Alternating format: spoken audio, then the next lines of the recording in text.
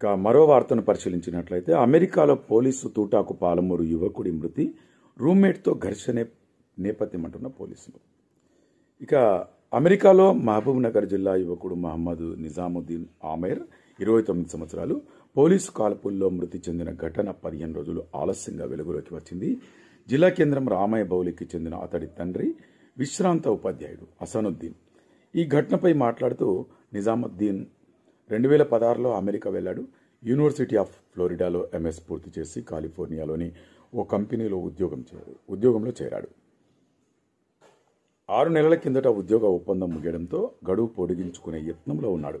ఇంతలోనే నిజాముద్దీన్ పోలీసుల కాల్పుల్లో చనిపోయినట్లు గురువారం అతని స్నేహితులు మాకు ఫోన్ చేశారు. మృతిపై మాకు అనుమానాలున్నాయి. మృతదేహాన్ని భారత్కు తీసుకురావడానికి ప్రభుత్వం సాయం చేయాలి అని విన్నవించారు.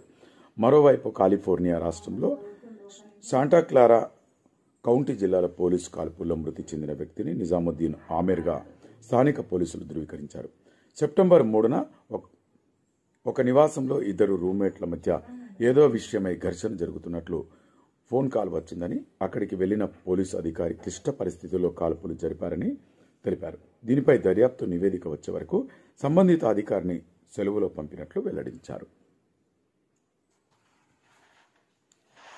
ఇక ఇది పరిస్థితి.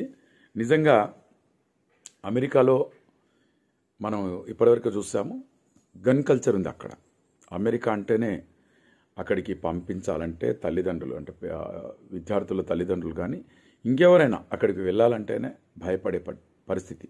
అదే ఏకంగా పోలీసుల కాల్పుల్లోనే పాలమూరు యువకుడు మృతి చెందినటువంటి పరిస్థితిని మనం ఇక్కడ చూస్తున్నాం. అయితే అక్కడ ఏం జరిగింది అంటే రూమ్మేట్ అంటే మహబూబ్నగర్ జిల్లా కేంద్రానికి చెందినటువంటి యువకుడు 2016లోనే నిజాముద్దీన్ ఆమెర్ అనేటటువంటి 29 సంవత్సరాల యువకుడు 2016లో అమెరికా వెళ్ళాడు. ఎంఎస్ కొరకు వెళ్ళాడు. ఎంఎస్ పూర్తి చేసుకొని ఉద్యోగంలో చేరాడు. ఆ ఉద్యోగ కాల పరిమితి పూర్తయింది. తర్వాత దాన్ని మళ్ళీ అప్డేట్ చేసుకుని ఎక్స్టెండ్ చేసుకునే ఆ దాంట్లో ఉన్నాడు.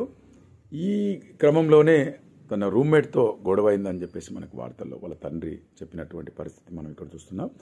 అయితే పోలీసులకు కాల్ వచ్చింది. పోలీసులు మరి ఏ క్లిష్ట పరిస్థితులు ఉన్నాయి ఏంటి అని చెప్పేసి వాళ్ళు ఆ పరిస్థితుల్లో కాల్పులు జరపాల్సి వచ్చింది అని చెప్పేసి మనకు వార్తల్లో చూస్తున్నాం. కానీ మనకి ఇప్పుడు అమెరికా మాత్రం సేఫ్ కాదని మనం చెప్పుకోవాలి. ఈ మధ్యనే మనం చూస్తున్నాం ట్రంప్ లేనిపోని ఆంక్షలు పెడుతున్న